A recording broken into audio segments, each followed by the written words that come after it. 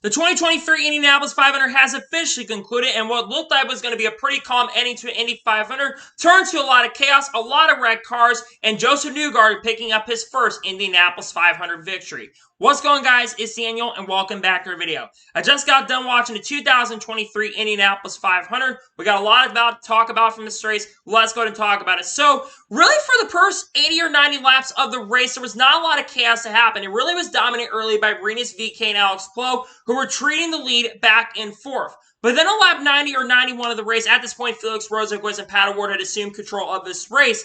Rinus VeeKay and Alex Palou would have contact on pit road on lap 94 after Stingray Rob crashed after crashing the outside wall. They came to pit road, and Rinus VeeKay made a major mistake on pit road, and unfortunately collecting Alex Palou. Rinus able to scoot away. He would get a drive-through penalty, take himself out of contention, completely out of this race, and Alex Palou would pretty much be out for a shot at winning the race at the time with some damage on his front wing. Really bad situation and completely on Rinus VeeKay at this point, and this would take both of them out of contention.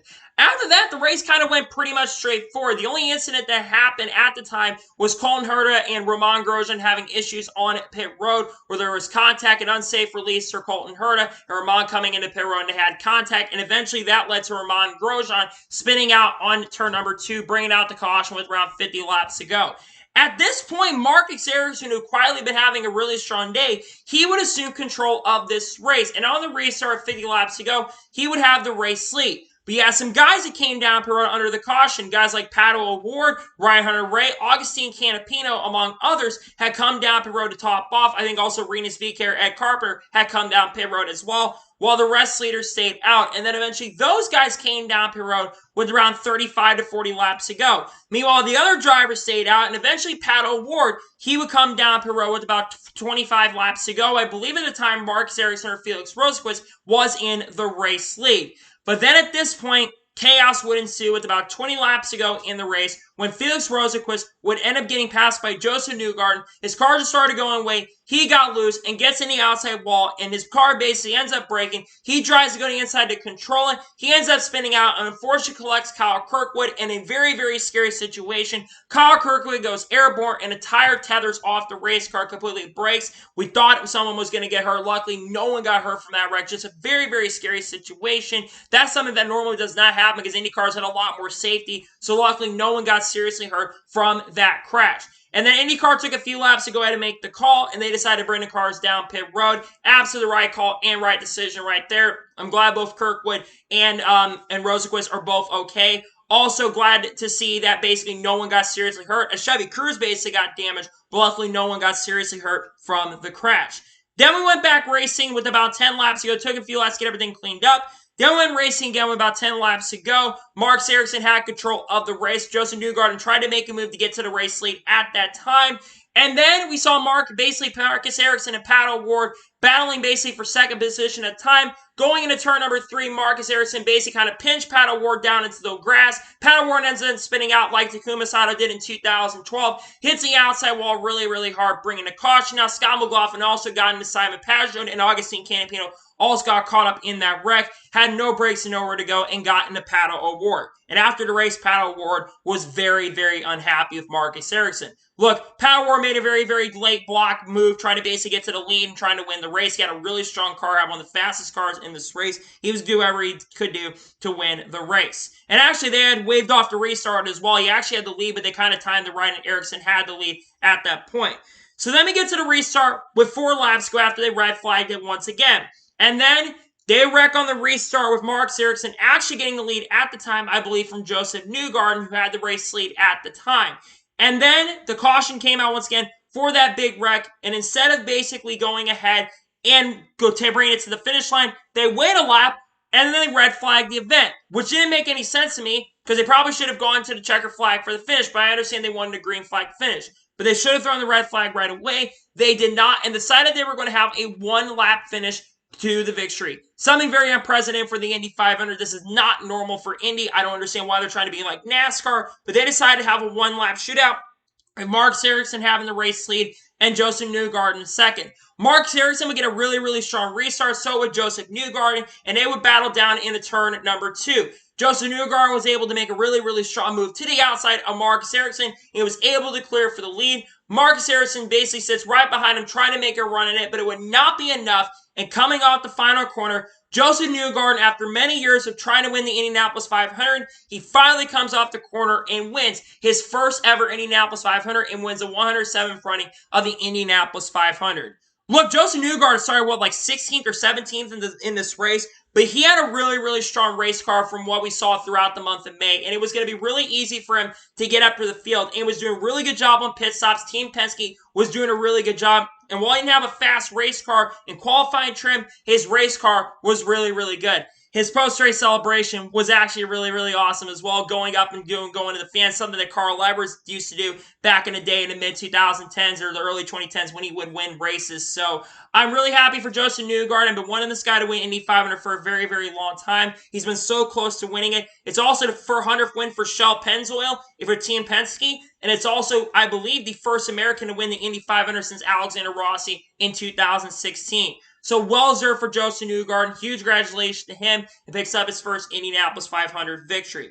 So now let's talk about the overall race as a whole. Go through the race results, and I'll give you my score of the race. So Josef Newgarden picks up the victory. Marcus Ericsson finished a second. Ericsson looked really, really kind of about 6th, 7th place car in the beginning. But as the race went on, Marcus Ericsson had a really strong car, dominated the late portion of this race, got passed on the last lap. I understand his frustration to call it near the end. I don't know why they just restarted or basically waited too long to go ahead and do it. Marcus Ericsson gets a really strong 2nd place finish. Santino Ferrucci finishes 3rd. Santino definitely was the star of the show in this race.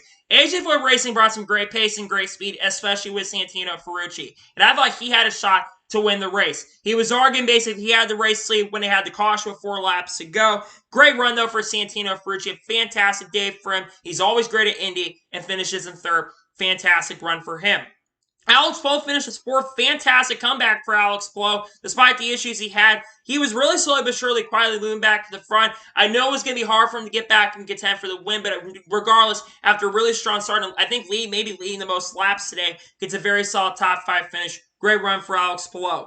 Alexander Rossi finishes 5th. Was really strong early in the race. The car kind of fell off in the middle portion, but nonetheless gets a very solid top 5 finish. Scott Dixon finishes 6th. Scott Dixon kind of got screwed from the get-go. He was having a vibration for whatever reason, something with the first set of tires he had on. Cost him a shot at a really good day, but does rebound to finish in 6th. Takuma Sato finished in 7th. Takuma was sadly really, really quiet in this race today. I thought he was going to be more of a factor. He was actually my pick coming into the weekend, as I thought Sato, especially after how fast he was in Carb Day and throughout the month of May, I thought he was going to be more of a contender, but he does finish 7th. Still a very solid run for Takuma Sato.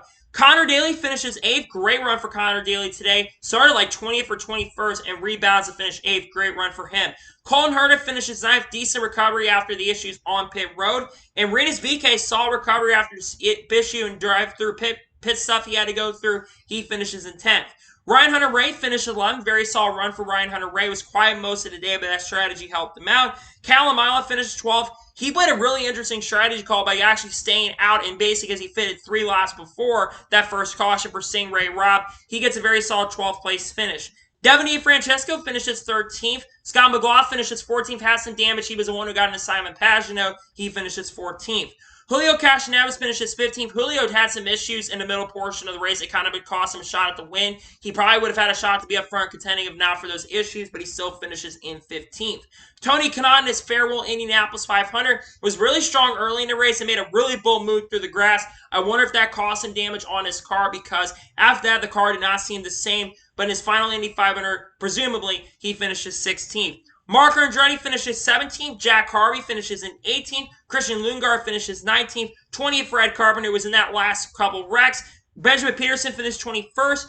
Graham Rahal, substituting course for Stephen Wilson. He finishes 22nd. Will Power finishes 23rd. I have no idea what happened to Will Power. Guess he may have gotten some damage on one of the rests because it's classifying him in 23rd place. Pat O'Ward, after getting involved in the last lap car of the later wrecks and basically having one of the strongest cars all day, he finished 24th. He had a shot to win, was in a really good position to win before that caution came out with about 10 laps to go or 15 laps to go. He finished 24th. Simon Pagenaud finished 25th. Augustine Canapino finished 26th. Felix Rosenqvist, after crashing out, finished 27th. Kyle Kirkwood finished 28th. Glad to see both drivers are okay.